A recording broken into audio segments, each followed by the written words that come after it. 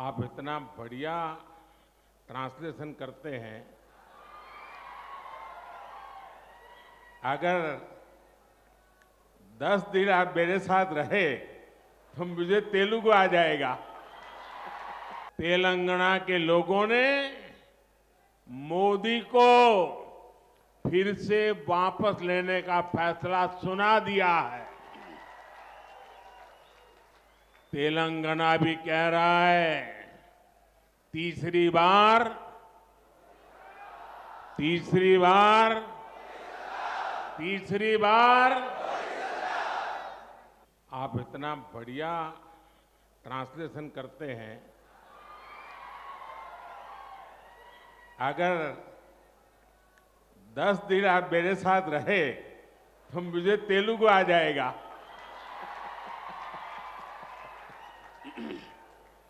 बताइए। ఆ, ఈ అనువాదము చాలా బాగుంది. వారితో పాటు 10 రోజులు ఉండే సౌభాగ్యం నాకు లభిస్తే వారికి తెలుగు వస్తుంది, నా జీవితం ధన్యమవుతుంది.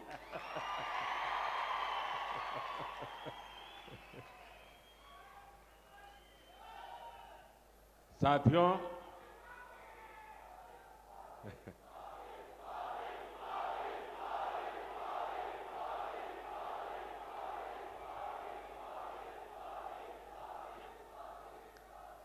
साथियों, तेलंगाना को हमारे देश में गेटवे ऑफ साउथ कहा जाता है। पिछले 10 वर्षों में तेलंगाना का विकास ये एनडीए की, मोदी की प्राथमिकता रहा है।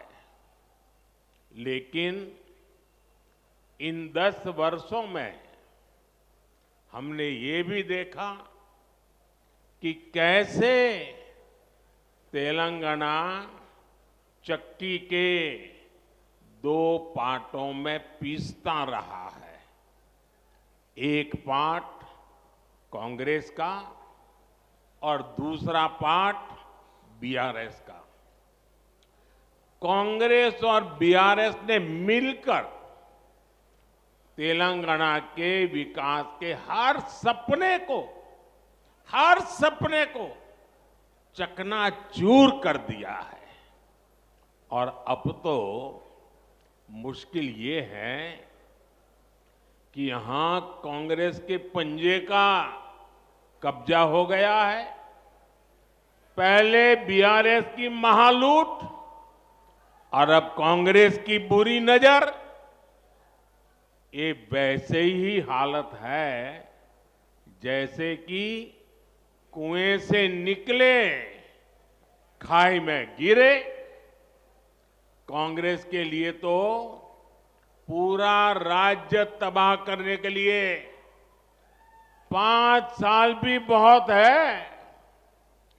जब यहां ज्यादा संख्या में बीजेपी सांसद चुन करके आएंगे तो कांग्रेस को भी अपनी मनमानी करने में बहुत मुश्किल होगा। और इसलिए इस बार तेलंगाना में सभी लोकसभा की सीट भाजपा का कमल खिलना चाहिए। और आपको एक बात और भी याद रखनी है।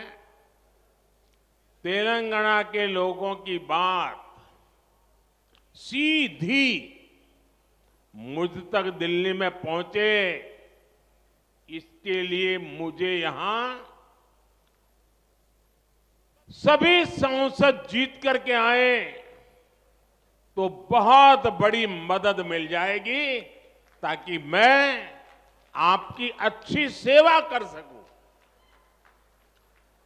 जब यहां बीजेपी के सांसद होंगे तो आपकी तकलीफ, आपकी आशा आकांक्षा ज्यादा तेजी से मुझ तक पहुंच पाएगी और मैं आपको विश्वास दिलाता हूं कि आपकी हर अपेक्षा पूरी करने के लिए मैं दिन रात एक कर दूंगा।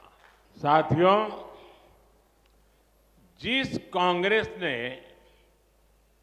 7 दशकों में 7 डेकेड देश को झूठ और लूट के सिवा कुछ नहीं दिया,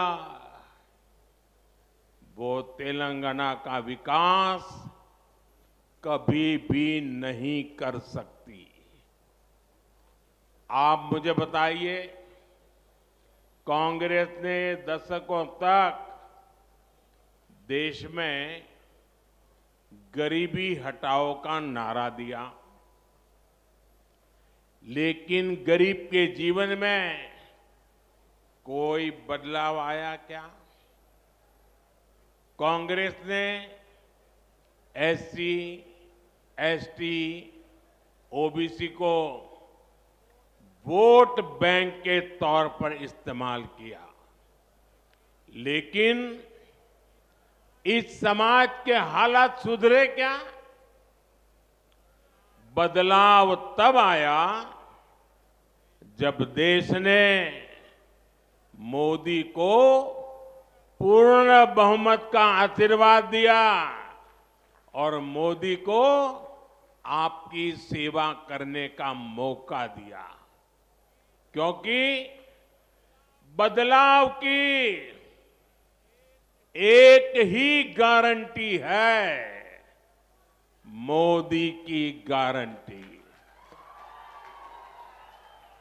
लेकिन पिछले 10 वर्षों में पहली बार गरीब परिवारों के बैंक अकाउंट खुले, पहली बार करोड़ों गरीबों को पक्के मकान का सुख मिला, पहली बार गरीब को टॉयलेट, नल से जल, बिजली का कनेक्शन, मुफ्त वैक्सीनेशन, ऐसी अनेक सुविधाएं गरीब के घर तक पहुंची।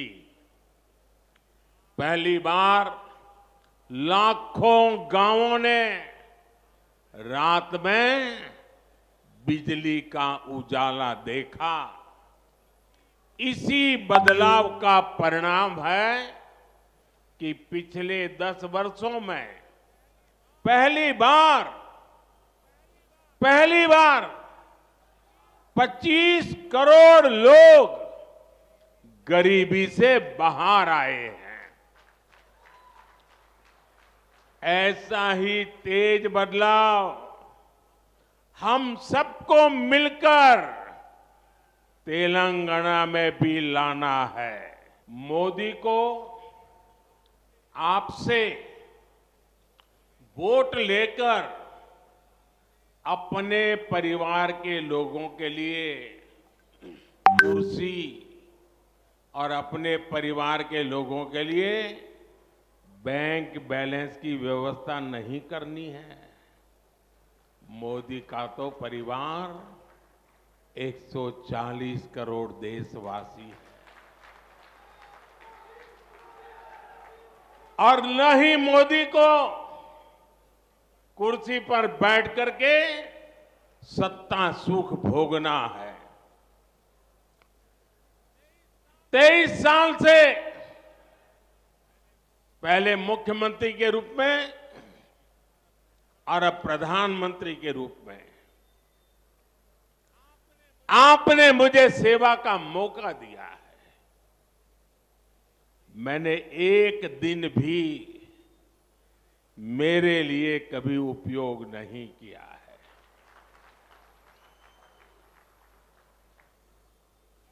अगर मैंने कुछ किया है, अगर मैं जिया हूं, अगर मैं दिन रात काम करता रहा हूं, तो वो सिर्फ और सिर्फ मेरे 140 करोड़ परिवारजनों के लिए। इसलिए मोदी की गारंटी का मतलब होता है गारंटी पूरी होने की गारंटी। जब मोदी कहता है कि आर्टिकल 370 को खत्म किया जाएगा तो ये होकर रहता है। जब मोदी कहता है कि रामलला अपने घर आएंगे तो ये होकर रहता है। जब मोदी कहता है कि हमारी अर्थव्यवस्था मजबूत होगी तो भारत दुनिया की सबसे तेज गति से बढ़ने वाली अर्थव्यवस्था बन जाता है। यही तो है मोदी की गारंटी।